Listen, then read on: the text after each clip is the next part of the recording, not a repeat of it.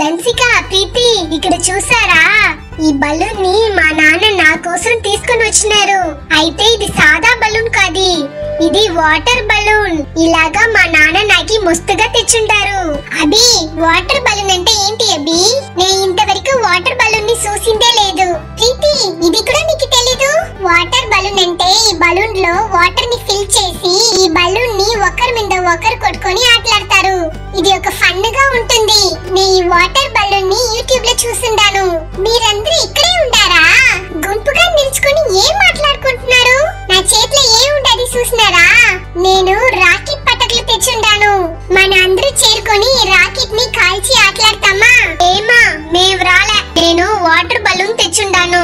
ఆ బలూన్ లో నీళ్లు పోసి ఒకరి మీద ఒకరు కొట్టుకొని ఆటలాడపోతాము.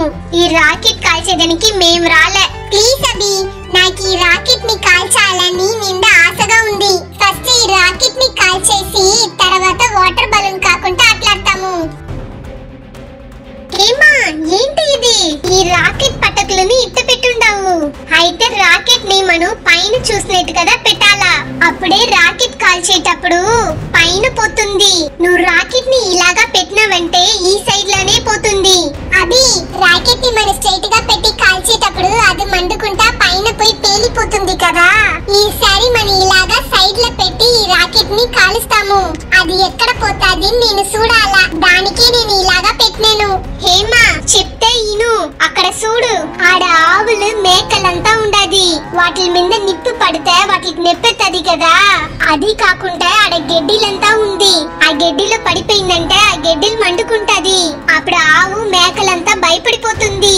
అదంతా ఏమీ అవదు. నేను ఈ రాకెట్ ని కాల్చేదానికి ముందుగా నువ్వు నోరు పెట్టపక. నీ నోరు మూసుకొని నీ చేసేది మొత్తం చూడు. హేమా, ఇందువల్ల ఏదైనా సమస్య వచ్చిందంటే మేం బాధపడము, కానీ నువ్వే దాన్ని ఎదుర్కోవాలా చెప్పేసినావు. అయ్యో, ఏంటిది? మనం చెప్పిన హేమా వినకుండా రాకెట్ ని కాల్చేసింది. ఆ రాకెట్ ఎక్కడ పోయి పడిపోతాదో.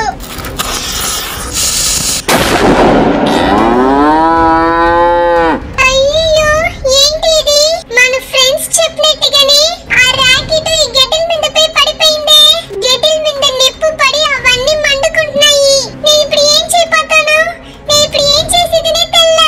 ఆ గడ్డలన్నీ మండేది చూసేసి ఆవు మేకలంతా అరుస్తున్నాయి. హేమా, చూసావా? మేము అప్పుడే చెప్పినాం కదా నీకు ఇది తేవనా.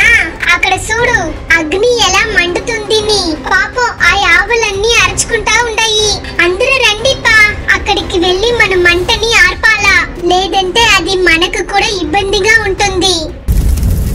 ఇప్పుడు ఎలాగా ఈ మంటని మనం ఆర్పేది? నాకడ ఒక ఐడియా ఉంది. నేను చెప్పినాను కదా నాకడ నిండుగా వాటర్ బలూన్స్ ఉంది. నే అవన్నీ తెస్తాను. అవన్నీ తెచ్చి ఇడ సుట్లా పెట్టేసి నడుగున ఒక బాంబ్ పెట్టేసాము. తర్వాత ఆటో బాంబ్ ని కాల్చినామంటే ఆ ఆటో బాంబ్ పేలుతుంది. అప్పుడు సుట్లా ఉండే వాటర్ బలూన్ పేలుతుంది. అలాగా చేసినామంటే ఆ వాటర్ బలూన్ లో ఉండే నీళ్లు చిమ్ముతుంది. అప్పుడు ఆ నీళ్ళన్నీ ఈ గడ్డల మీద ఉండే నిప్పుల పడి ఆ నిప్పు ఆరిపోతుంది.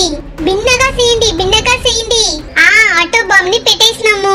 దాని సుట్ల వాటర్ బలూన్ ను పెట్టేసినాము. త్వరగా ఆటో బాంబ్ ని కాల్చండి.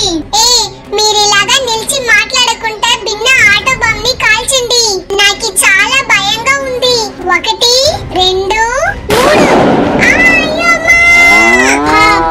ఇప్పుడే ఈ మంటలన్నీ ఆరిపోయాయి. అందరూ చూసారా? ఏమా భయపడిపోయి కింద పడిపోయింది. అందరు రండి, దానికి ఏమైంది చూస్తాము. ఏమా, ఏమైంది నీకు? లేసుకో. నీకు ఏదన్నా దెబ్బ తగిలిందా? అదంతా ఏమీ కాదు, ఆ ఆటో బాంబ్ పగిలింది కదా, అందువల్ల భయపడిపోయాను. ఆ షాకులని నీ కింద పడిపోయాను. మేమందరూ చేరుకొని అప్పుడే చెప్పినాము రాకెట్ ని ఇలాగా కాల్చపక్కని. అయితే నువ్వు మేము చెప్పింది ఇన్నే లేదు. ఇప్పుడు చూసావా ఎంత పెద్ద సమస్య అయిపోయింది.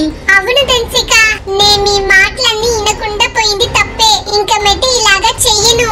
మేమంతా ఇక్కడ ఉన్న వల్లదా ఇంత పెద్ద సమస్య తీరింది. అందువల్లనే ఫ్రెండ్స్ చెప్పేది వినబడ